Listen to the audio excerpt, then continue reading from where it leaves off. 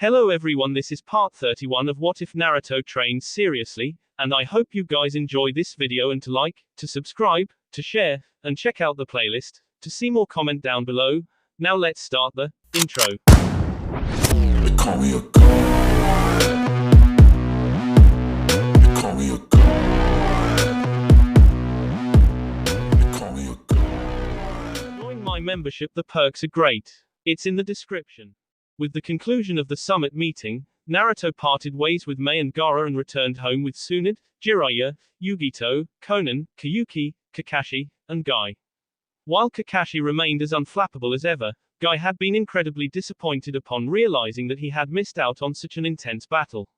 Apparently, he and Kakashi had been attacked by white Zetsu clones as well, which had kept them from coming to the aid of everyone else. They stepped up to the gates of Konoha. As Jiraiya dealt with Izumo and Kotetsu, Naruto looked at the village. Despite having only been gone for a few days, it felt more like months. Nothing seemed to have changed about the village, nothing on the outside, at least. However, maybe it's just me, but it seems like there's more damage to the village rather than less. What happened to the repairs? Kakashi stepped up beside him, also looking at the village with a calm yet sharp gaze in his lazy eyes. He noticed Naruto looking his way and I smiled. That was some adventure, wasn't it? Yeah, Naruto agreed as Yugito, Konan, and Kyuki stepped up to stand beside him as well. It was a pretty messed up adventure. Hokage-sama, Izumo said suddenly, drawing Naruto's attention away from the village. The elders have said they would like to speak with you when you came back. Tsunade frowned, as did just about everyone else. There was something not quite right in Izumo's words. It created an ominous stirring within Naruto's sea, though he couldn't figure out why. Oh, so they want to talk to me, do they? Tsunade said, dark shadows appearing over her eyes, while a large vein throbbed on her forehead. I see. So they think they can just call me whenever they want. Do they really think they can give the Hokage orders? Kotetsu looked like he wanted to say something, but he wasn't sure how to say it.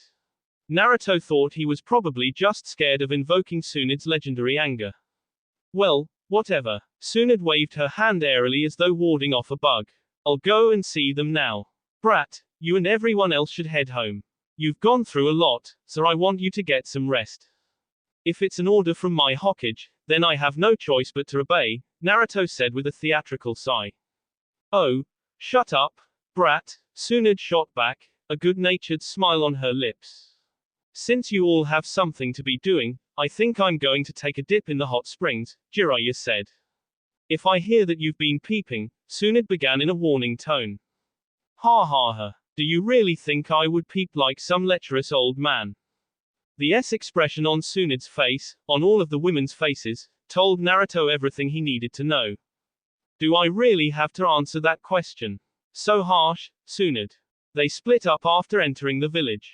While Tsunade made a beeline for the Hokage Tower and Jiraiya leapt onto the nearest roof and rushed in the direction of the hot springs, Naruto, Kyuki, and Yugito went home. Naruto didn't know where Kakashi and Guy were going. Guy had screamed out something about youth and ran off, while Kakashi had taken out his book and walked away at a leisurely pace. They journeyed through Konoha toward the Namikaze estate, and as they did, Naruto looked more closely at the village. A sense of despair hung over everyone. The people seemed ill at ease. A woman walked alongside her child, head hung low, face epitomizing despair as she clutched the young boy's hand. Meters to his left, an old man sat on the ground, eyes glossy and dull, as though he were a corpse. Many people around them had similar expressions. Likewise, the village seemed to have taken a lot more damage since they had left for the summit meeting. The damage wasn't extensive, but he did notice that some of the buildings, which had been repaired previously, were now in ruins. Glass fragments littered the street and inside of stores, walls were decimated, and numerous buildings had either scorch marks, claw marks, or both marking what parts of their structure remained. It looks like something happened here, Konan murmured. Do you think it was an attack? Asked Kyuki. She and Konan walked side by side, their shoulders close enough to almost touch. Naruto was glad that he had introduced them to each other. It seems as if they had formed a close bond with each other. How Kyuki had gotten Conan to open up in so little time, when it had taken Naruto himself several weeks just to convince her that they shouldn't be enemies, was beyond him. That said, he couldn't complain about the results. He was just glad they had become friends. It doesn't look like a serious attack, Yugito murmured. These markings and the amount of destruction tells me that a smaller task force attacked Konoha, but I can't imagine anyone who would be stupid enough to attack a powerful village like Konoha with less than at least 10,000 ninja. This damage also doesn't look like the kind that ninja usually inflict, Naruto added. I see some marks that were clearly done by ninjutsu, but most of the damage appears to have been done by an animal or something. Do you think it could have been summoned beasts? Asked Conan. I don't know. Naruto shrugged. There's no way to tell that without having been here when it happened, but I don't think so. They arrived home moments later. Naruto frowned upon reaching the front door. There were no signs of the seals he had placed there, but there were signs that told him someone had attempted to tamper with the seals. He could see the scorch marks, which someone had tried to cover up with another, fake seal. It was a decent impersonation. However, Naruto was a seal master, and the seal he had created on this door was more complex than most. The seal had been layered in two parts, an inner and outer layer. The outer layer, the part that was being displayed here, was simply a genjutsu seal. It hid the inner layer, which was the defense seal that any intruder trying to break in. Whoever had attempted to create this seal had only remade the outer layer and neglected the inner layer. Is something wrong, Naruto? Asked Conan. No. He shook his head. Nothing is wrong. They entered the estate and walked into the main living room. No one seemed to be home, but then Naruto heard humming from the kitchen. When he entered, he discovered the source, Yugao, the Anbu operative known as Usagi, a woman who had protected him when he was younger, and another of his girlfriends. She stood in front of the stove. A loud sizzling accompanied the gentle melody that issued from her lips. Yugao-chan, Naruto said, beaming as he wrapped the woman in a hug from squeaked and nearly dropped the spatula that she was holding. Naruto, she shouted in surprise. Don't sneak up on me like that. I didn't sneak up on you, he said. I was being pretty loud, you know. Didn't you hear the door open? At his admonishment, Yugao could only blush. I didn't hear it. I guess I was too caught up in what I was doing. Speaking of what you were doing, Kyuki began as she walked into the kitchen with Yugito and Conan. It looks like your food is burning. What? Yugao said, blinking before a thick cloud of smoke wafted in front of her face. She looked down at the pan that she had been cooking on. Her eyes widened in horror. Oh, no, my grilled cheese sandwich. Zox. Tsunade was none too pleased when she entered the Hokage Tower and discovered who was inside of her office. It wasn't just the two elders, Koharu and Homura. Danzo was also there, and judging from how the other two were standing on either side of him, he was currently calling the shots. I have a bad feeling now. Danzo, what makes you think you can call the Hokage as if I was your personal summon? I hope you have a good explanation for this. I do actually, Danzo said, tapping his cane on the ground once. But first, there is something important that I would like to tell you. Oh, yeah, and what is that? Tsunade hadn't noticed it before, but Danzo didn't have those bandages around his head, revealing the ugly scar tissue surrounding his eye. The bad feeling that she had increased several-fold. Just this. He opened his eye to reveal a perfect Sharingan situated within his socket. Koto Amatsukami. Zox. In the end, Yugao's sandwich could not be saved. While Conan, Yugito, and Kyuki tried to console the crying woman, Naruto made them all ham sandwiches, along with several other types that he see up into finger food and served on a platter. Here you go. Eat up. Thanks for making this, Kyuki said as she grabbed a chicken salad sandwich. I'm starving. I feel like it's been days since I've eaten. That's because you've been walking so much. You probably aren't used to it, Yugito said as she, too, plucked a sandwich from the platter. They weren't sitting at the table, which Kyuki had said was too formal for their family, so instead they had elected to sit in the living room. All of them were piled on the couch. There was very little room. Naruto was shoulder and thigh to Conan and Yugao as he sat between them. They were practically on his lap, which he didn't necessarily mind, but it made eating difficult because he couldn't move his arms very well. I'll have you know that I am in great physical shape, Kyuki interjected. I might not have the might of a ninja like you, but that doesn't mean I've slacked off on my exercise. Quote. Zox. The next day, Naruto and Kyuki left the sansei of their bed, which was large enough to hold 7 people, got dressed, and left the Namika's estate together. This day planned to be a busy one. To that end, their plan was to eat breakfast at a nice restaurant, just the two of them, and then maybe do a small bit of shopping before they had to work. Naruto thought it was only fair, since Yugito, Konan, and Yuga would be staying with him. Where should we go? Asked Kyuki as they walked arm in arm down one of Konoha's many streets. There's a small restaurant that serves great traditional breakfasts, Naruto said. It's a family restaurant owned by the Akamaiki clan. The restaurant in question was called Aki Gohan's. As he and Kyuki came upon the small building, with its lintel posts, ornate paper walls, and slanted roof, Naruto couldn't help but wonder how this building, out of all the other ones, remained standing. It looked so flimsy. He looked at the building left of Aki Gohan's, and then at the one on the right. Both were naught but piles of rubble. He shook his head. They entered the small restaurant and were greeted by the hostess, a slightly older woman who wore white makeup and dark red lipstick. Good morning, Namika-sama, Kazihana Kyuki Dono. We're honored to have you in our humble restaurant. Thank you for the warm reception, Kyuki said with a disarming smile. Of course. Please, come right this way. The hostess gestured for them to follow her. Unlike most restaurants, Aki Gohan's was completely traditional. There were no booths, and the tables where people sat down to eat were low tables, meaning they were supposed to sit in Caesar whilst eating. The table that he and Kyuki were shown to was a small one located in the restaurant's center. There were only a few other people present, and everyone stared as they sat down. Naruto assumed that was the purpose of putting them here. They wanted to present him and Kyuki, a well-known actress out of daimyo and the Namika's clan head, as if to say that 2 people of high standing ate at their restaurant. There were only a few other people aside from them.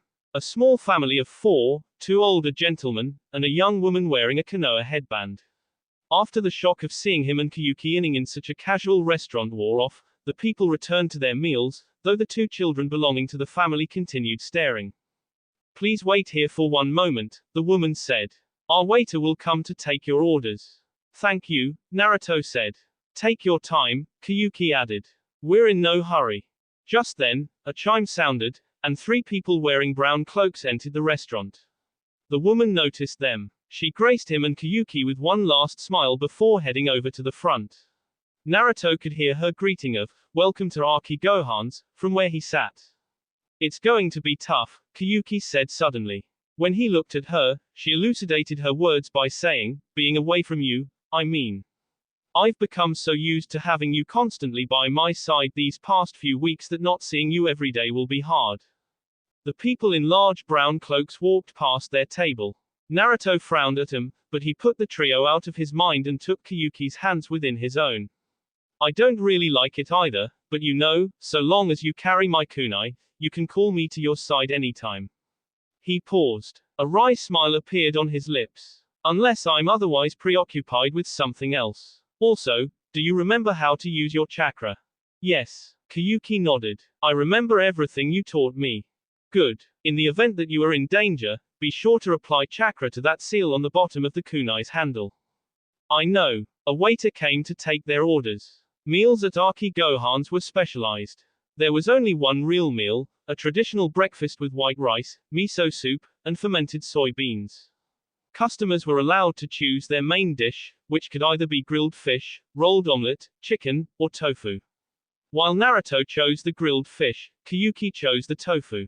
I'll be back with your order shortly, the waiter said before wandering off to take more orders. Naruto and Kyuki allowed themselves to relax. They spoke of inconsequential issues such as what movie Kyuki was working on, gossip about her fellow actors and actresses, and what kind of seals Naruto was making. It was pleasant, being able to talk about such simple matters. Naruto had been dealing with one crisis after another for so long that he had almost forgotten what it was like to speak about things that had nothing to do with death, war, or politics. He wished they could have stayed like this forever. Sadly, the world waited for no one. Their meals came several minutes later, and he and Kyuki ate in relative silence. They left soon after, as did the trio in cloaked individuals who had gotten their food only a short while after he and Kiyuki had. We have a little bit of time left, Kiyuki said. What should we do? Naruto thought about it for a moment. They could go shopping, but that seemed so cliched. They also had different taste in stores. Naruto liked shopping for ninja goods, while Kiyuki liked clothing, which meant that unless they both wanted to be bored, they would have to do something else. Why don't I take you to one of my secret spots? He suggested. One of your secret spots? Kiyuki parroted. You have something like that? Of course. The place I want to show you holds particular importance to me. In that case, I will gladly go with you, she said before pausing again. By the way, what should we do about our tagalongs? We'll let them tag along. It's not like they're hurting anyone. Naruto pulled Kiyuki into an embrace and grinned. Now, let's go. Smiling at each other, Naruto and Kiyuki disappeared within a swirl of leaves. Zox, Konan, Yugito, and Yugao watched as Naruto and Kiyuki disappeared within a shunshin. Since ninja disappearing in this manner wasn't rare in Konoha, no one batted an eyelash, though a few people did look surprised by who had pulled the disappearing act. While several people began talking about the Namikaze heir, the trio of cloaked and not so subtly hiding their Idini's ninja put their heads together. Naruto disappeared, Konan stated the obvious. He also mentioned a secret spot, Yugito added. Yugao, being the most knowledgeable about all things Naruto, patiently explained. When Naruto was younger, he was often bullied by the other children, so he tended to go off on his own a lot. During his explorations of the village, he found several places that became the spots he would visit whenever he was feeling depressed. Everyone fell silent for a moment. It was easy to forget that Naruto didn't have the best past. He wasn't like Yugito, who had been revered thanks to Kiribe's efforts. Naruto had needed to climb his way up from the bottom, on hands and knees, scraping up any and every victory he could. Only Yugao, who had been his Chunin watcher and only 12 years old at the time, Naruto had been 9, truly understood what he had gone through. Do you know which secret spot he might have headed to? Asked Konan. Yugao nodded. If Naruto is going to show someone important to him one of his secret spots, then it can only be the spot up on the Hokage monument. Zox. When Naruto and Kiyuki reappeared, it was not in a crowded street, or even on a rooftop. Their feet touched upon heavy granite. Beside them were several spiky protrusions that stuck up from the rock. They were long and smooth, these spikes, which meant they weren't natural, but rather, man-made. As Kiyuki looked around, Naruto took her hand and tugged it to show her the view. Take a look, Yuki. Oh, wow. It was always a pleasant sight to see Kiyuki breathless. Her eyes were lit up in wonderment, sparkling like gemstones of the highest quality. The delighted smile that played on her lips enhanced her lustrous features as she stared out at Konoha from one of the highest points in the village. Where are we? On top of my old man's head. Fway. As Kiyuki stared at him like he had just told her a really bad joke, Naruto chuckled. We're on top of the Hokage monument.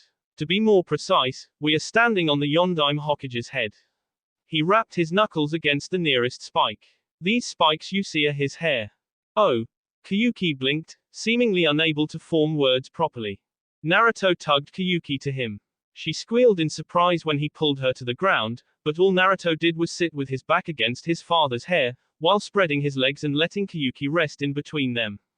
With her back to his sea, Naruto wrapped his arms around her waist and let his chin rest on her shoulder. When I was younger, I used to get depressed a lot, Naruto said. This was my favorite spot, where I would come after something bad happened. Of course, I didn't know the Yondaime was my old man back then. However, he was the shinobi I looked up to the most, so I guess this was my way of reminding myself about what I was striving for whenever my situation looked dire. I see. Kiyuki leaned back, relaxing into his embrace. I never really knew much about your past, though you've shared a bit of it with me before. Hey, it looks like I learned something interesting about my fiancé again. By the way. Yes, I know. Naruto sighed before, in a louder voice, shouting, are you three going to stand over there in the bushes all day? Get over here and sit down. A moment of silence was followed by a soft rustling, which was followed once again by 3 familiar figures in brown cloaks walking out of the bushes. All 3 of them were covered in twigs and leaves. They wore hoods that hid their faces, but even so, it was impossible to not know who they were. Do you three like spying so much that you had to follow us like that? Asked Naruto. How did you know we were following you? Asked the woman on the left as she pulled her hood down, revealing the long blonde hair of Yugito. Please, Kyuki said, you three were way too conspicuous. Brown cloaks with hoods. Maybe if it was just one or two people, but when all three of you appeared, Naruto and I had already guessed who you were. The other two hoods were pulled back.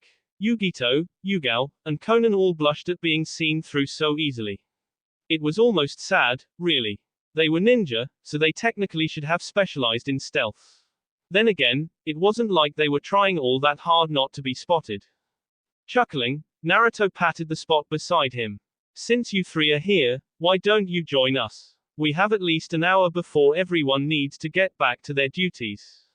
The three Kunoichi didn't even hesitate, and Naruto, suddenly trapped in the middle of four beautiful women, wondered if this sort of position made him a Naruto sandwich. Probably, but he couldn't complain. Zox. It was time. The refugees were being boarded onto the zeppelins that would take them to one of three destinations: sand, mist, or spring. They were being loaded based on their preferences. Since they were being forced to move yet again, Naruto had come up with the idea that they should be allowed to choose where they wanted to live. Samui and Yugito were overseeing the boarding process. So, you're leaving too, Conan? Yes, I figured I could be more useful by becoming Kyuki's bodyguard than staying here. Naruto stood with Kyuki and Conan, who faced him side by side. It had been a surprise when Conan told them that she wanted to go with Kyuki. At the same time, Naruto couldn't fault the logic. Out of all of them, Kyuki was by far the weakest link. As the only one with no ninja training, she was the most vulnerable, and though she had an entire army at her beck and call, they wouldn't be able to win against an S-rank ninja. It'll be nice to have a woman as my bodyguard. Kyuki, with a coy smile on her face, wrapped her arms around Conan's left arm. Plus, since it's Conan, it means I get to have someone with me 24/7.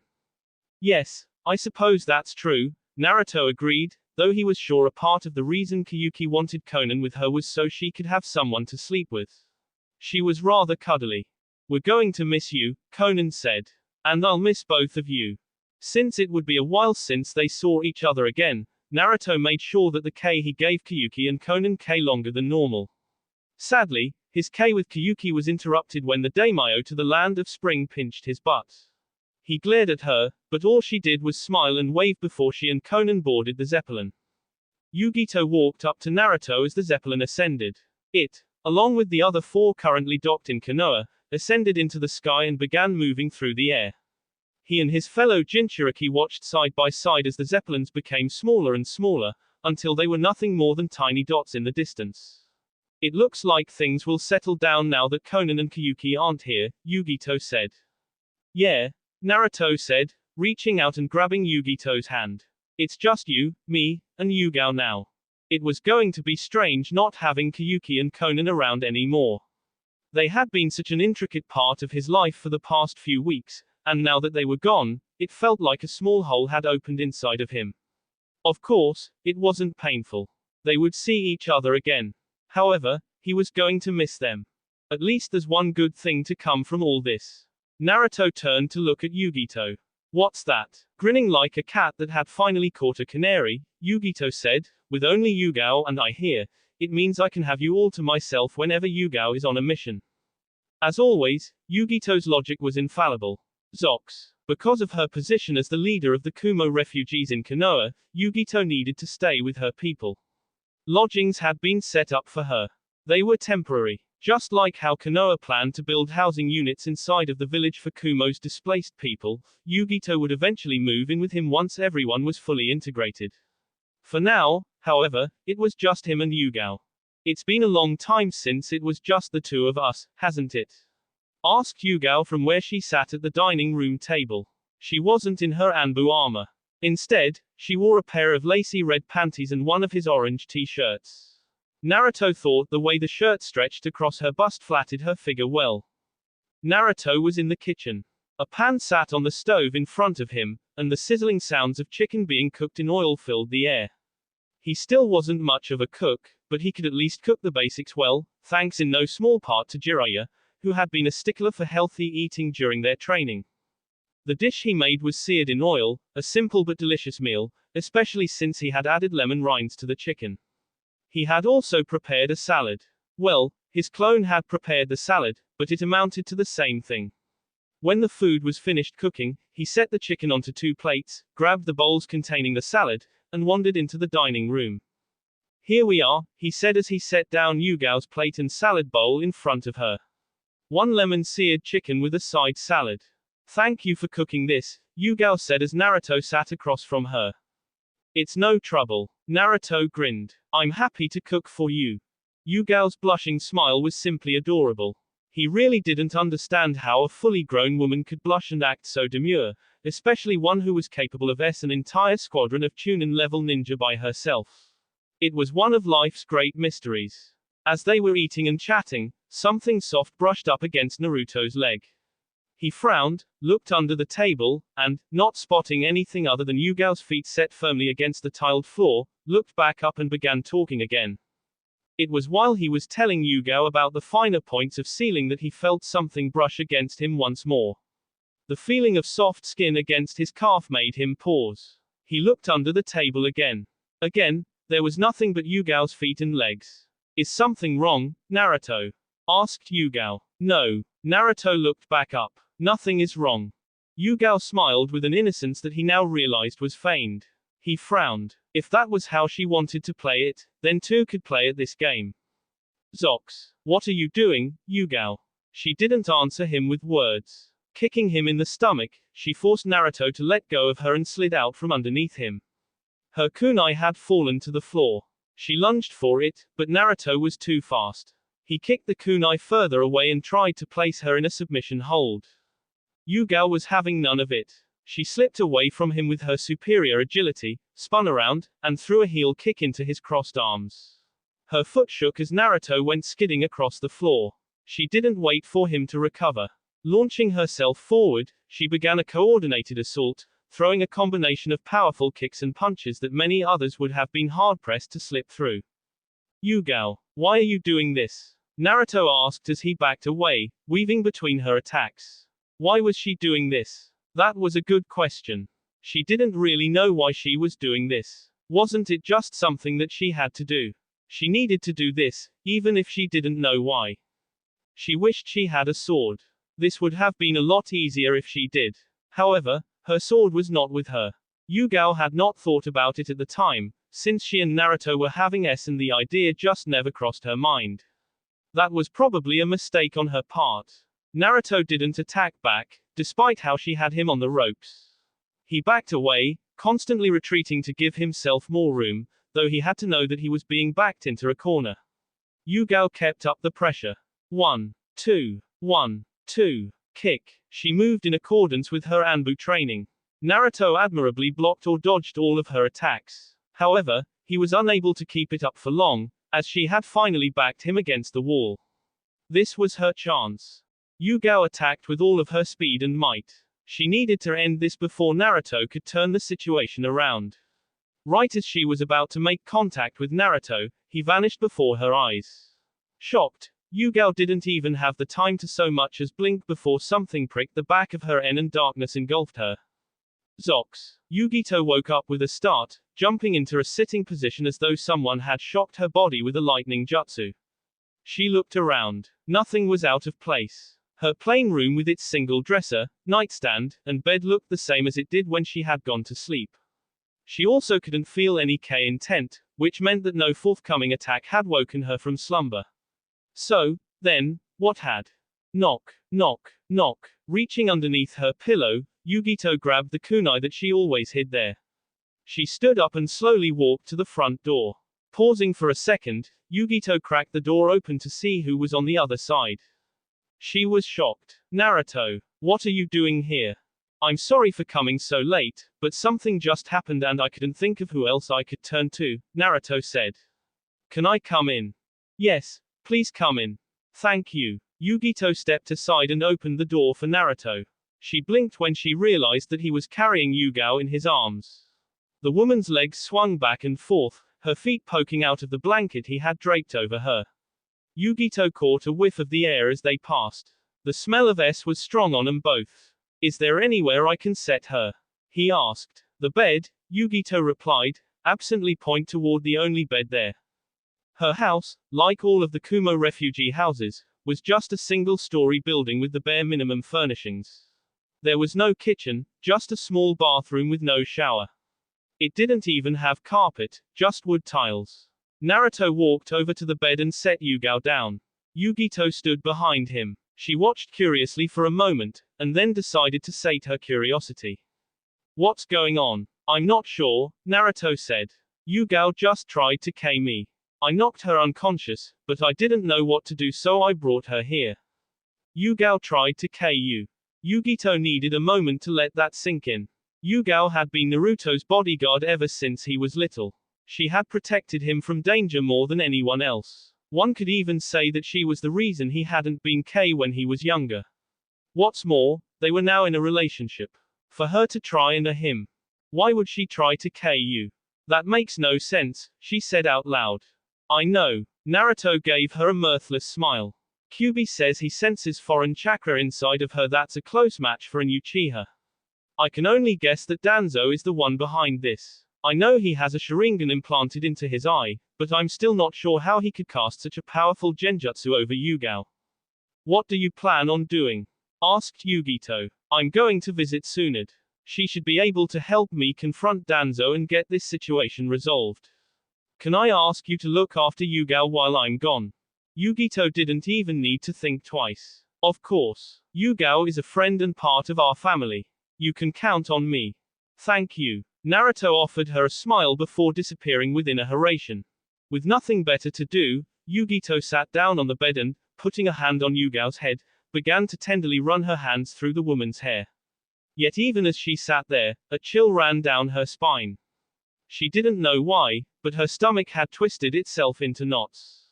She could only hope that Naruto would stay safe. Zox. The first place Naruto went to was the Hokage Tower. Tsunade often pulled all-nighters, so she would usually sleep on the couch in the Hokage's office. In fact, from what he knew, she rarely ever went home, probably because there was nothing waiting for her at home. When arrived, Tsunade was indeed present, just as he had suspected. No one else seemed to be around, but Naruto could detect several chakra signatures.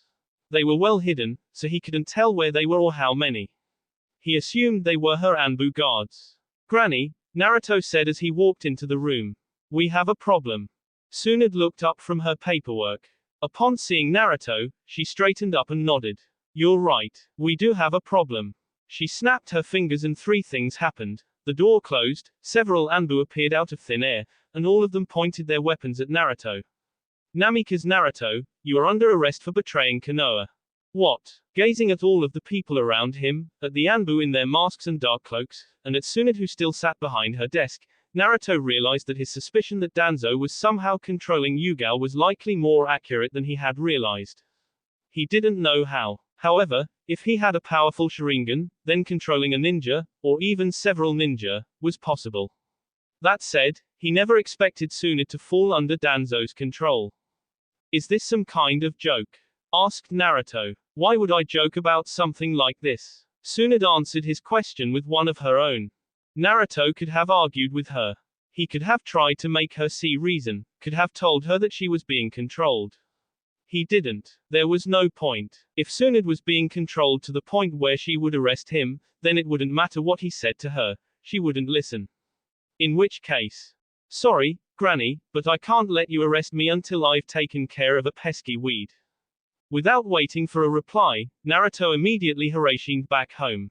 The Hokage's office disappeared, and he was suddenly standing in the room located deep beneath his estate.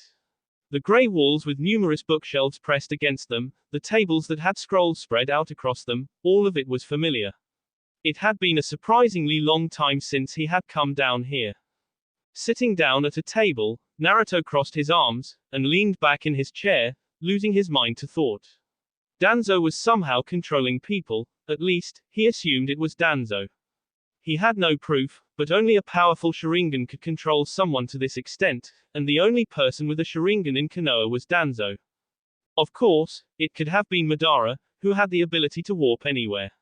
However, Naruto didn't think that was the case. That man had his own issues to deal with. Plus, Naruto had dealt him a harsh blow by Sasuke. He likely couldn't afford to come to Konoha right now, and even if he did, Naruto didn't think he had the ability to control someone like this. Either way, Naruto needed to gather allies who weren't under Danzo's control. The first person he could think of was Jiraiya. Unlike Tsunade, Jiraiya had no reason to meet with Danzo. Focusing on the Hiraishin kunai that he knew Jiraiya always carried, Naruto channeled his chakra and instantly appeared at the location with the seal. Naruto looked around the room. It was small, about the size of a luxury suite hotel room. He only realized it was a hotel room when he caught sight of the king-sized bed and saw two people lying on it. One of them was Jiraiya, whose spiky white hair was easy to recognize. The other was a woman that he didn't know. Neither of them were wearing clothes. Wrinkling his nose, Naruto walked up to the foot of the bed and stared at his perverted teacher. "Are you awake?" He got no response. "Fine then. Tsunade is being controlled by Danzo." Jiraiya's eyes snapped open, and he sat up. The expression that he wore was not the kind that one normally saw on the old toad hermit's face. It was deathly serious, a grave demeanor carved from stone. "I see that got your attention. I hope you're lying, brat." "Why would I lie about this? Tsunade's not the only person who's being controlled. Yugao just tried to K me, and I'm sure there are a lot of other people who've been subjected to Danzo's mind control." Jiraiya sighed and rubbed his head. He stood up, revealing that he was, indeed, completely in the buff. Then he walked over to the chair where his clothing was folded in a surprisingly neat pile. "All right, let me get dressed and we can go. I take it you have a plan." "Sort of," Naruto said as Jiraiya put on his pants. "I want to see Guy and Kakashi. They're the only ones we can trust right now, since I doubt either of them have met with Danzo. Kakashi also has a Sharingan, which should negate the effect of Danzo's genjutsu." "Right." Jiraiya put on his shirt, grabbed his scroll, and slung it over his back. "In that case, you get Kakashi while I get Guy. We'll then meet back up at your place." "Sounds good." Naruto didn't know where Mito Guy lived, but he knew where Kakashi lived, having been there several times when he was a genin. The only issue he had was getting there. Kakashi did not have one of his Hiraishin kunai, a serious oversight on his part. That meant he needed to get there through stealth. The Anbu were out looking for him. As he moved through the streets, he caught sight of several masked ninja in cloaks jumping across rooftops. They were just the distraction. The real threat wouldn't be the ones on the roof, but the ninja hiding in back alleys and shops. Yugao had once told him that it was an old Anbu tactic. Naruto watched as 4 Anbu leapt from one rooftop to another, and then turned his attention toward the street. He reached out, channeling wind chakra through the street and shops. The wind acted as a sonar. Like a spider who could feel when something had become tangled within its threads, Naruto could see people and objects within his mind, regardless of how much they tried to hide. There were 3 Anbu on this street. One of them was in the store on his left, another was in an alley across the street, and the last one was hiding underneath a camouflage net 2 meters to his right. This way was too dangerous. Naruto backtracked. It took backtracking several times to reach Kakashi's house, which was just a simple one-story building that looked the same as every other house. He walked closer to the front door, and then paused. A ninja was already standing in front of the door, speaking with Kakashi, who looked like he was barely awake. "Namikaze Naruto is wanted for questioning," the ninja was saying. "Is that so?" asked Kakashi. "May I ask what he's done?" "He's wanted because we suspect him of betraying Konoha." "Well, now, that's a pretty strong accusation."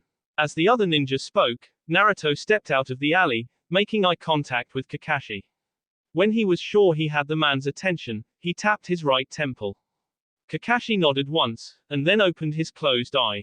"I apologize, but I don't know where Naruto is. Perhaps you would be better served questioning someone else," Kakashi said. "Yes, I'll do that."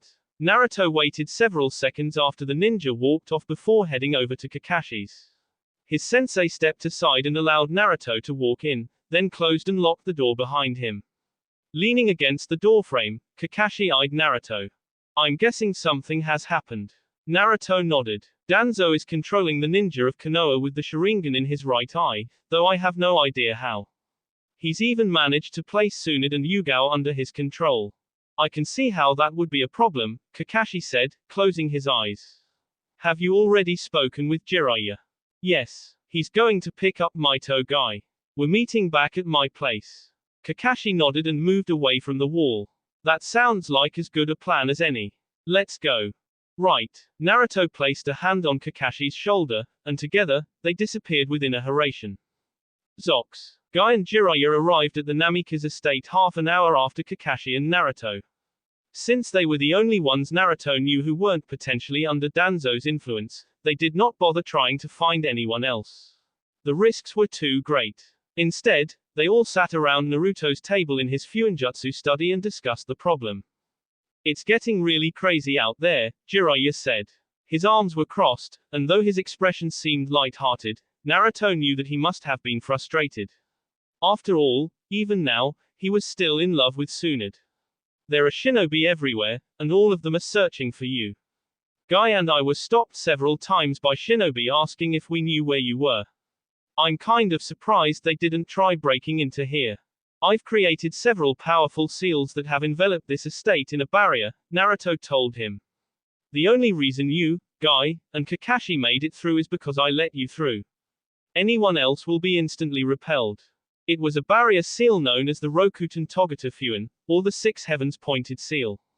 It created a chakra barrier by using 6 points as anchors. To destroy it required intense knowledge of Fuinjutsu. It couldn't just be destroyed outright. There were security seals put in place. So, the only way they could get inside was if they had someone whose knowledge in seals was equal to that of Jiraiya, and no one was better at sealing than Jiraiya. Except for Naruto, of course. This situation is most unyouthful, Guy said with crossed arms. If everyone is being controlled, then it means even my beloved Lee is, oh, Lee. Your sensei has failed you. Everyone watched Guy as he cried inconsolably, though they only stared at him for a few more seconds before turning back to each other. They could deal with Guy's antics later. Right now, they had far more important things to worry about.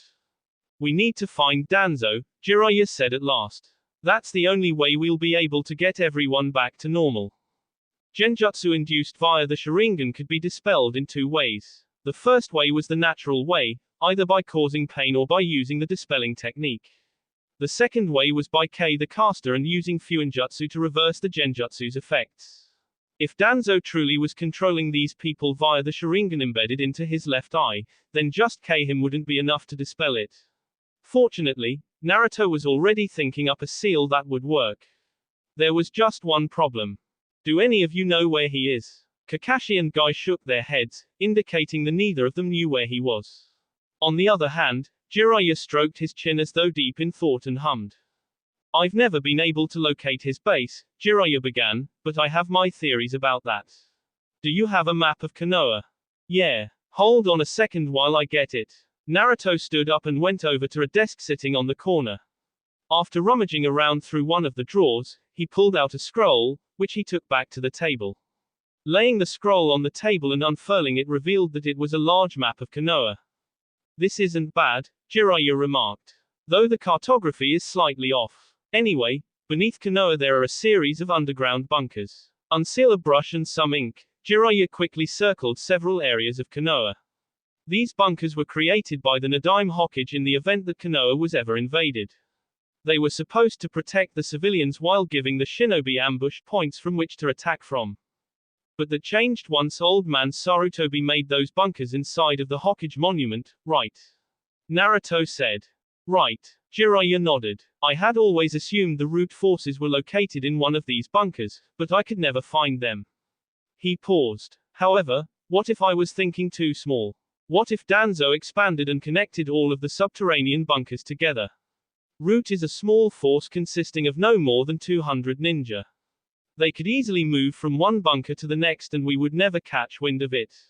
At least, that's my theory. It made a certain amount of sense, and if that was the case, it would certainly explain how Root had existed for so long. However, there was one thing that bothered him. Jiraiya's explanation seemed incomplete. If they combined every bunker together, then it would be a lot easier for us to explore as well, Kakashi pointed out, coming to the same conclusion that Naruto had. I think some of the bunkers are still separated. If they are, then it would mean that we would have to explore them one at a time. That would give Danzo and his root ninja plenty of time to leave their current location, especially if they have a means of alerting them to intruders. Then we'd have to search the bunkers individually, Guy said. No. Naruto shook his head. I'll send some clones, have them search each bunker, and place several Horatian seals inside. Once that's done, Kakashi and I will go there and take all of the root Anbu, along with Danzo, out. And Guy and I will create a distraction for the regular ninja, Jiraiya added. We'll make sure the people who were trapped by Danzo's genjutsu don't bother you. While I certainly don't mind going with you, wouldn't it be better if Jiraiya went instead? Asked Kakashi. Shaking his head once more, Naruto said, no. Jiraiya is strong, and he has a lot of experience, but he doesn't have a Sharingan. Tsunade and Jiraiya are both cage-level ninja, yet even Tsunade has been ensnared. That means his jutsu, whatever is so powerful that not even a cage can withstand it. That's why I need you to come with me. Your Sharingan is probably the only thing that can counteract Danzo's jutsu. That makes sense, Kakashi said. I can see you've thought this through. What kind of distraction should Lord Jiraiya and I perform? Asked Guy. You two are going to cause a ruckus and force everyone's attention onto you, Naruto said. It doesn't matter what method you choose, so long as you can guarantee none of our regular forces will follow us. Yosh. Guy saluted. Just leave this to Lord Jiraiya and I. We will definitely provide an adequate distraction, and if we cannot, then I shall run around Konoha on my hands for 10 days without rest. I'm sure, Naruto said, a trickle of sweat trailing down his face. Zox. Naruto sent out several shadow clones, had them all henge into Anbu, and then made them go to each of the underground bunkers. While they did that, Jiraiya and Guy went off on their own. Their plan was to split up and cause a ruckus. Naruto didn't know what that ruckus was, but since it seemed like they had a plan, he decided not to question them. It didn't take his clones long to discover the root hideout. He was an expert at stealth. That was the reason he'd been able to evade all of the Anbu attempting to capture him up to this point. It looks like Danzo has several seals set up to ensure he's not discovered, and to alert him in the event that he does somehow manage to get discovered. Crafty. However, the seals are basic. So long as someone knows what to look for, something like that will never work. Naruto didn't discount the idea that there were other seals hidden there that he missed. Even so, he was positive that wasn't the case. Hiding seals within seals, hiding seals underneath illusions, these were techniques only masters of Jiraiya and his caliber could do. There was no one else like that in Konoha. In all likelihood, there was no one who could do that outside of him and Jiraiya in the entire elemental nations. This place is pretty decrepit, isn't it? Kakashi asked as he and Naruto descended down a flight of metal stairs. Their footsteps were silent. It looks like these bunkers are in disrepair, Naruto said. They probably never fixed them since there wasn't much point, and Root can't afford to spend money on something so frivolous. Kakashi nodded. By the way, this technique of yours is quite ingenious. I never thought to send chakra into my feet to act as a cushion. My ears are better than most, and even I can't hear our footsteps. It was something I learned when I was younger, Naruto said. How do you think I kept evading Chunin and Jonin after my pranks for all these years? Good point. They reached the bottom and looked around. Naruto sent chakra into his eyes, enhancing his ability to see in the dark. The room they stood in was pretty large, with towering pillars disappearing into the ceiling, and several passages that were too dark for even him to see through. Their footsteps remained soft, unheard as they slowly walked toward one of the passages. There was no more talking after this point. Not only would words be useless, but they might be heard. Naruto and Kakashi moved along the walls. Since he had better eyesight than Kakashi, along with the ability to spot seals, he was in the lead. Meanwhile, Kakashi, with the better sense of smell, stuck close behind him. As they continued on, a small pit sank into his stomach. He couldn't explain why, but he felt like they were being led into a trap. It was probably paranoia. Danzo was a cunning old fox, yet even so, Naruto didn't believe he could have predicted that they would go straight for his jugular. Then again, I can't leave out that possibility. Kakashi, Naruto whispered, could you please stick to the shadows from here on out? I'll bring all of their attention onto me. If something happens, I'd like you to attack while remaining hidden. All right. Good luck. Naruto felt Kakashi's presence disappear behind him. A shiver ran down his back. He had never thought about it before, but Kakashi was the ninja who had become an Jonin-level Anbu at the age of 9. This talent, which he had cultivated through years of hard-earned experience, was something that Naruto still lacked. He took a deep breath. Now wasn't the time to think about that. Knowing that Root probably had at least one sensor, Naruto knew that he would need to act quickly. Once his presence was known, there was a chance Danzo would try to escape. He couldn't let that happen. Activating the seal on his stomach, Naruto felt Kurama's chakra rush through him like an electric current, fueling his own power and covering him in a magnificent golden aura. Naruto still wasn't used to this power, which he had acquired after defeating Kurama in single combat, but it was the best ability to accomplish his goals. He didn't waste a second after that. He burst into a sprint that caused everything to blur past him. He was like a streak of lightning darting between clouds. Several Root ninja appeared out of hidden lateral passages, but Naruto didn't waste time with them. He see them down like wheat before a scythe. His wind blades through their F before they even had time to register what had happened. With his chakra cloak activated, Naruto could sense the negative intent of others. There was a lot of K intent all around him, which meant that Root really had been waiting for him. That was fine. Naruto blew past everyone, traveling deeper and deeper, to the place where he felt only a few presences. Danzo would be there. He's moving. I know that. He'll get away if you don't hurry up. Shut up and let me concentrate. Annoyed at Kurama for his B-mouth or not, Naruto knew that the fox was right. If he didn't reach Danzo soon, the man would probably escape, which meant he couldn't afford to move in a linear path.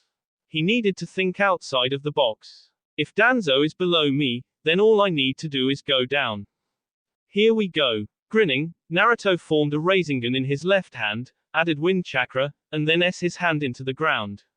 Futen, Rasengan. Mother F. The ground beneath him exploded into 1,000 shards, and Namikaze Naruto dropped like a boulder tossed into a lake.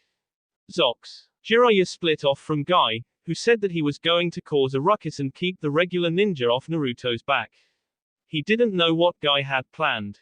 Knowing the eccentric Junin as he did, it was either going to be brilliantly stupid or just plain brilliant. In either event, since Guy was dealing with the rank and file, Jiraiya had decided to go after the big guns. In other words, he was going after Tsunade. Upon reaching the Hokage Tower, Jiraiya scaled the walls with chakra. The window was already open despite how chilly it was outside.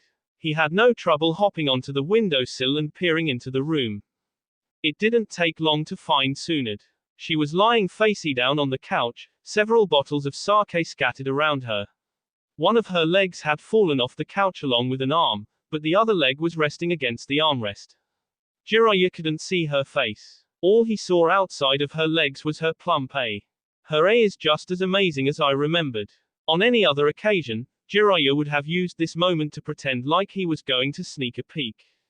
He didn't do that. Instead, he climbed down from the windowsill and walked over to Tsunade. Cute little snores issued from her lips. Her face was turned away from the headrest, so he could see her closed eyes, small nose, and pink lips. Flushed cheeks let him know that she was drunk. Not that he needed confirmation, given the amount of sake bottles scattered around the floor. Crouching down, Jiraiya reached out and placed his hand on Tsunade's head. He ran his fingers through her hair, and said, "Hey, Tsunade. You awake?" Tsunade groaned. Stirring, she opened her eyes and fluttered them several times. "Jiraiya, what are you?" "I came to check up on you. It looks like you've gotten yourself drunk while on the job," Jiraiya teased. "What kind of example are you trying to set for your ninja?" "Oh, shut up, Jiraiya," Tsunade said with a groan as she sat up. She held a hand to her head and closed her eyes as though trying to block off a migraine. "So, what did you want? Come here to make fun of my drinking habits?" "You know I'd never do that," Jiraiya said. The grin he wore soon left, replaced by a somber expression. "Is it true that you've placed a warrant out for Naruto's arrest?" "That's right." Tsunade glanced at him out of the corner of her eye. "I know that he's your pupil, but Naruto has betrayed Konoha. My hands are tied." "What has he done?" Tsunade sighed as though exhausted and said, while all of us were at the summit, the inmates at Konoha's correctional facility escaped and attacked the village. We've learned from eyewitness accounts that the people attacking were able to transform into strange beasts. I studied one of the cadavers, Jiraiya. The transformation is created using a variation of the Ten-no-Juin. The Ten-no-Juin was the cursed seal created by Orochimaru. It wasn't a complex seal. In fact, recreating the seal was very easy. Only the fact that activating the seal required injecting a unique form of nature chakra found only in certain humans made it impossible to entirely recreate. That said, creating a variation that didn't rely on the unique chakra was certainly possible. Everything now made sense to Jiraiya. Tsunade had been fooled into thinking that Naruto was the person who created this seal, which also meant she believed that Naruto was the person responsible for helping the prisoners break out. Of course, the genjutsu that she had been placed under made it impossible for her to believe otherwise. Thanks to that, it was doubtful that she even questioned her own actions right now. We suspect that Naruto has been planning this for some time, Tsunade continued. Even for a skilled seal master like him, creating this seal couldn't have been easy. He had probably been planning to use the prisoners in an attempt to take over Konoha, or maybe even destroy it, while we were all at the summit. Do you really believe that, Tsunade? I don't want to believe it, but what other choice do I have? There's too much evidence against him for me to believe otherwise. Jiraiya nearly bit his lip. This was definitely the result of a genjutsu, and a powerful one at that. Tsunade had always expressed her belief in Naruto. She would always say that he was the kind of person you couldn't help but want to believe in. For Jiraiya, this meant that even if there was evidence against Naruto, strong evidence that could hardly be refuted, Tsunade would never believe it even if Naruto confessed to her. Right now all she had was conjecture. Even so, she still believed that Naruto was responsible for the prison break. Just as he was about to probe her for information, a powerful explosion rocked the whole of Konoha. Following this, a massive shockwave of power rippled through the village. While it was different from back then, Jiraiya easily recognized this chakra signature. That's the Kyuubi. Tsunade stood up. She went over to her desk, grabbed her cloak, and put it on. Sorry, Jiraiya. I'd love to talk more, but it looks like I need to subdue Naruto. But Jiraiya wouldn't have that. He appeared before Tsunade, blocking her way. I'm sorry, Tsunade, but the only way you're getting to Naruto is if you go through me. You would stand in my way? Tsunade asked through narrowed eyes. I would when you're not thinking straight, Jiraiya answered. Tsunade grimaced, as though experienced discomfort, but then she shifted into a stance and hardened her face. I don't want to hurt you, Jiraiya. However, if you don't move out of the way, I'm going to force you out of the way. Realizing that words alone would not get through to her, Jiraiya also set himself in a fighting stance. Then come and force me out of the way, because I'm not letting you get past me when you're in this state. Gritting her teeth, Tsunade's face hardened into that of granite. She peeled her lips back, revealing grit teeth, as though frustrated by Jiraiya's sudden and incomprehensible actions. Fine. Tsunade threw a punch at him that literally caused the air to explode in front of his face. His hair was blown back by a fierce gust of wind. Jiraiya knew better than to let her hit him. He was strong, but physically, she was much stronger. He evaded, leaping backwards as he went through a number of one-handed hand seals. Ranji Shigami no Jutsu. His hair grew longer and hardened. It whipped around his head as though it had a mind of its own and traveled straight for Tsunade, who didn't even bother to dodge. She reared her fist back and punched it, tried to punch it. The hair avoided her attack and wrapped around her arm. Tsunade didn't let that bother her. She yanked her arm back, which caused Jiraiya to be lifted off his feet. As he sailed over to her, she s her fist into his face. He disappeared and a log replaced him. Do you really think something like a simple replacement will work on me, Jiraiya? Tsunade asked as she turned around and threw another punch. She didn't hit anything. However, the air in front of her exploded with power. Like an extension of her fist, a fierce bullet of compressed air struck the wall. Jiraiya, who had been hiding there, was forced to move out of the way. You're going to make the Hokage Tower collapse if you keep fighting like that, Jiraiya commented. The only thing that's going to collapse here is you, Tsunade said before she attacked him again. Jiraiya did his best to dodge, but it was difficult. Tsunade's punches rent the air. Her kicks had enough power that a single tap could demolish a person's face. It took everything he had to stay ahead of the game. I hope you hurry up and defeat Danzo soon, Jiraiya thought with gritted teeth. I'm not sure how long I can keep this up. Zox. Danzo grimaced as he moved swiftly down the hall, as swiftly as he could, at any rate. He should have known that using Koto Amatsukami so much was a bad idea. It was a technique that could only be used once a day, and it took a lot of chakra. He had used it twice in the past week, once to control several dozen Junin and clan heads, and then recently to put Tsunade under his control. The first one had pushed him to the brink, but casting it on Tsunade had essentially depleted his reserves and forced him to rest. Now he was beginning to regret that. Explosions rang out from above, the ceiling overhead cracked, and dirt rained down on his head. A massive source of chakra was above him. The Kyuubi. Even if the malevolence was gone, Danzo would recognize that chakra source anywhere. Naruto was coming for him. I don't think I'll be able to escape in time. Reaching into his kimono, Danzo pulled out a box of chakra pills and ate several. His reserves were already about half full, so the pills boosted them back to normal. He had been trying to avoid using them, since chakra pills took their toll on the user's body, but it sounded like he didn't have a choice anymore. More cracks appeared in the ceiling. Large chunks of concrete fell down, denting the stone floor. Then, just as Danzo wondered if the ceiling would collapse, the area in front of him exploded as a figure crashed straight through the ceiling like a falling meteor. Naruto was before him, crouched down low with one hand on the ground, blocking Danzo from moving forward. The blonde shinobi stood up.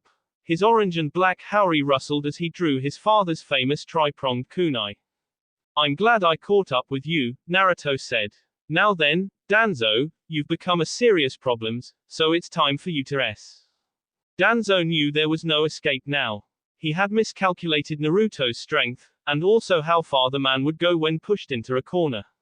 Knowing this, that battle was inevitable, he unsheathed his wakizashi from his cane and faced Naruto. It is not me who will rest today, Danzo said.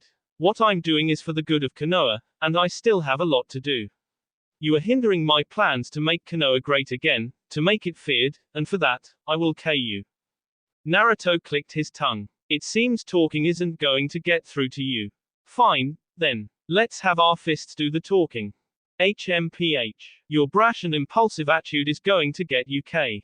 We'll see about that. Danzo went through a series of hand seals and took a deep breath. Futen, Shinkua. Spinning around, Danzo released the breath that he had been holding. The air around him shimmered as a large blade of wind spread outward. The walls, ceiling, and ground was straight through the from wind blade. However, Namikaze Naruto was not. He raised his hand and it downward, creating an even stronger wind blade that see-through Danzo's like it was made of paper. Futen, Case Shaisen. After completing several more hand seals, Danzo waved his hand and created multiple wind blades.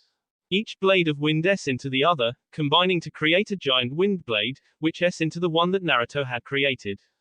The two attacks exploded. Air burst out like a paper bomb detonating, creating a shockwave that shook the walls and made both Naruto and Danzo skid backwards. Naruto was the first one to recover. He stopped moving backward by applying chakra to his feet. Then he went through a few hand seals of his own. Ranton, Tsutomakata. Making a S motion with his left hand, Naruto sent a massive beam of compressed light at Danzo. The beam, a condensed combination of wind, water, and lightning, streaked through the air. The ground was apart. The walls were sea. The air shrieked, howling as if it was being burned by the powerful jutsu.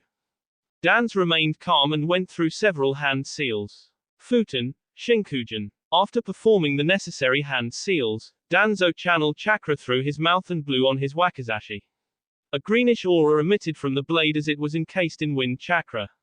Sliding his feet apart, Danzo entered a wide stance and, waiting until the storm jutsu was just about to hit him, straight through it. The storm jutsu split in half. The two sides moved in opposite directions, see through the wall some more and causing the bunker to shake again. So, this is Namikaze Naruto's power. It was such a waste that power like this had gone to someone like Naruto. This boy was just like Hiruzen, just like Minato. Naive. He couldn't see that Konoha was becoming weak. He didn't understand that in order to protect the village, they needed to be strong, that they needed to destroy their enemies. He would rather get along with everyone and risk being S in the back. It was sickening. Leaping backward, Danzo went through another round of hand seals. Futen, Shinku Renpa. Danzo molded chakra in his C, inhaled, and then spat out several sharp vacuum blades at Naruto. As he expected, none of them hit. Naruto avoided all of them by zigzagging across the ground as he ran forward. A kunai flew into Danzo's vision. It nearly gouged his eye out, but Danzo leaned backward and avoided it. Of course, it was a Hiraishin kunai. Knowing this, Danzo spun around to intercept Naruto's next attack. Naruto never appeared. HRRKKK. A sharp pain jabbed Danzo in the back as a hand burst through his century B dripped from the hand, which was coated in wind chakra. Turning his head, Danzo looked behind him, into the blue eyes of his opponent. I don't always need to use Hiraishin for those kunai to be useful, Naruto said. So it would seem. This battle is over, Danzo. No. This battle is far from over. Danzo molded his chakra again, but this time all of it went into his right arm. The skin around one of the several sharingans that he had implanted there closed, and Danzo vanished like a ghost, only to reappear several feet away. It was, in fact, the same place where he had been standing at the start of this fight. Naruto frowned. That's an interesting ninjutsu. A Izanagi is one of the most powerful jutsu in my arsenal, Danzo informed him. With it, I can blur the lines between reality and illusion. It allows me to control my own existence. This jutsu can revert even death. A jutsu like that must have a limit, though, Naruto analyzed. I bet you can only use it a certain amount of times, which means I just need to keep on KU. In this limited space, there isn't much that you can do, Danzo taunted. You can't use your more powerful ninjutsu, unless you want to bury yourself in here with me. What's more, destroying this bunker would cause the village above us to collapse. You'd kill thousands of innocent people. I don't need powerful jutsu to KU.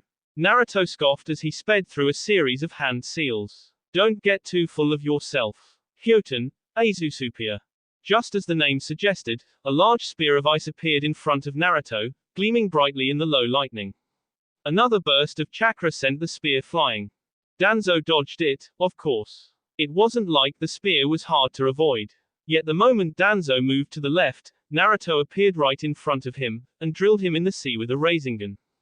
Danzo screamed as the jutsu ground into his sea, creating a large cavity, be shooting everywhere. And then Danzo disappeared. He reappeared in the same spot that he had been standing on at the start of this battle. Naruto went through more hand seals. Rantan, Arashi no Tatsumaki. Chakra gathered in Naruto's hand. Lightning coruscated across his arm, visible blue tendrils that trailed over his skin and gathered around his fist. A swirling distortion of condensed wind caused the lightning to turn a greenish yellow, and then water gathered, shifting the color once more to a bright white. He launched a straight jab at Danzo. A bright beam of energy flew from his fist. Futen, Shinku Renpa. Several more vacuum blades flew from Danzo's mouth, striking the beam of chakra S on. Naruto's attack was clearly stronger.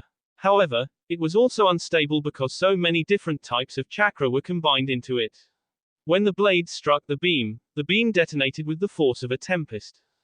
The unleashed shockwave caused the entire hallway they were standing in to collapse. The walls crumbled, the ceiling cracked, and several dozen tons of rubble came down on their heads. Danzo survived with a Izanagi. Just as he was S, he used the jutsu again. This time, he reappeared on top of the rubble. Staring at the destruction caused by Naruto's technique, Danzo soon pulled off the bandages around his arm. 3 of the 6 eyes were closed. I can only use a Izanagi 3 more times. He wasn't so foolish as to believe that Naruto was S. The Kyuubi Jinchuriki was a powerful ninja. An attack of this level wouldn't K him. That meant Naruto was either waiting until Danzo let his guard down to strike, or he was unconscious. As if to prove his point, the ground underneath his feet exploded, and Naruto burst out. Danzo leapt into the air before a Rasengan could pulverize his legs. He did several hand seals, inhaled, and then released the air of molded chakra. Futen, Shinkujin. Once his blade was properly coated in wind chakra again, Danzo S at the incoming wind blades from Naruto. Each blade was C apart. This didn't stop Naruto, who had already leapt from the ground and was coming toward him. Eat this. Futen, Rasengan. Danzo tried to block the wind-enhanced Rasengan, but the difference in power was simply too great. Naruto's Rasengan, created by rotating his chakra in hundreds of directions and enhanced by the C power of wind, S through Danzo's wakizashi. It then C into his C.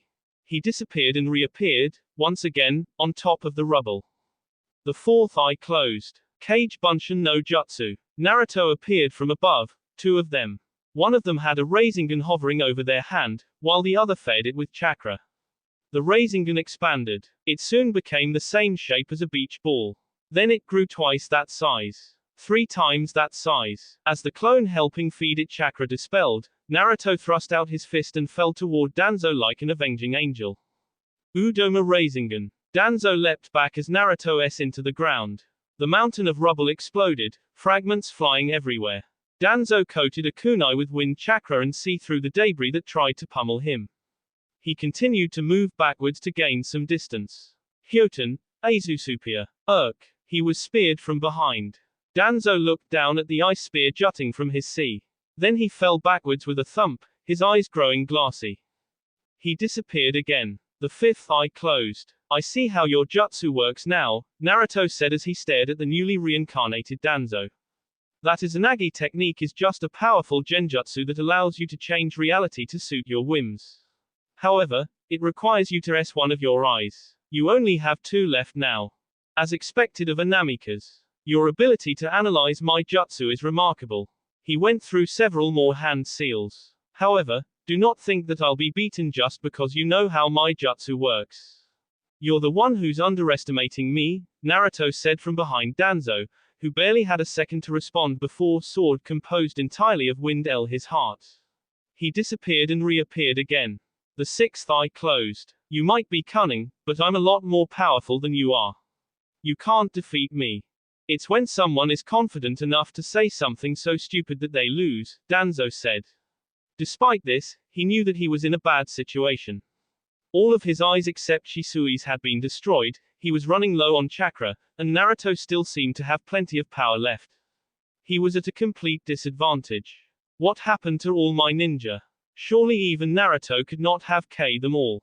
That was a question that he would not get an answer to. Naruto created another blade of wind chakra and sent it flying toward him. Danzo see it in half with his wind-coated kunai. He then sent a vacuum blade at Naruto, but it was avoided when Naruto suddenly disappeared and reappeared directly in front of him. There was a Rasengan in his hand. Did you really think I was going to let this fight continue for any longer? This is the end, Danzo. Rasengan. Danzo knew that he didn't have time to dodge. He could have used Shisui's Sharingan for the Izanagi, but that would have made him even more powerless. He would have lost no matter what. This boy was simply too powerful. Danzo sighed as the jutsu struck him. Since he had clearly lost, Danzo, in perhaps his only act of compassion, deactivated the Koto Amatsuki that he had cast on the ninja of this village. Perhaps this boy truly could protect Konoha. He hoped so.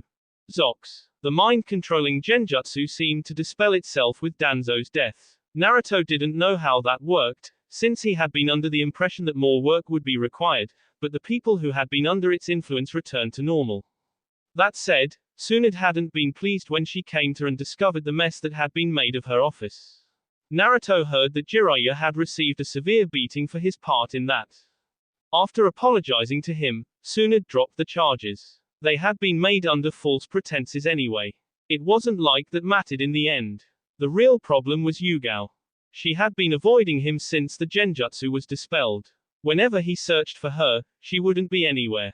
Naruto had even asked Tsunade, but the Hokage merely told him that Yugao had accepted a mission and wouldn't be coming back for some time. He was sure that the mission had been taken as an excuse to not be near him. Naruto sat on the Hokage monument, in the same spot that he always did, and looked at the village far beneath him. The many buildings interspersed with trees that swayed and rocked created a peaceful atmosphere. From so high up, Naruto could catch a glimpse of the people, not small enough to be considered specks, as they went about their business. Children played in the streets. Mothers watched them. Some old men were sitting around a table playing shogi. Naruto observed all this and sighed. The village had become relatively peaceful again, but that peace was a lie. War was on the horizon. Pain had created an army from the displeased minor villagers who wanted to climb in power. To top it off, Murata Uchiha was out there somewhere. Naruto didn't know if they were working together anymore. Tsunade had told him that Madara had even tried to convince them to work with him to K Pain. Things are moving in a way that I can't even begin to predict. Naruto had always been the type of person who liked to go with the flow. If he thought too hard, it would just give him a headache. After training with Jiraiya, he had learned the benefit of thinking several moves in advance, but at heart, he preferred relying on his intuition and instincts. This new situation, while it didn't suit him, he felt like it would be easier to deal with than what he'd dealt with so far. I thought I would find you up here, Yugito said as she leapt down from the ledge above him. Hey, Yugi, Naruto greeted as she sat down beside him, hands going behind her as she leaned back. Something up? Yugito shook her head. Not really. I just wanted to see you. You weren't at your house, so I figured you would be here. You know me too well. Naruto turned back to the scene of Konoha.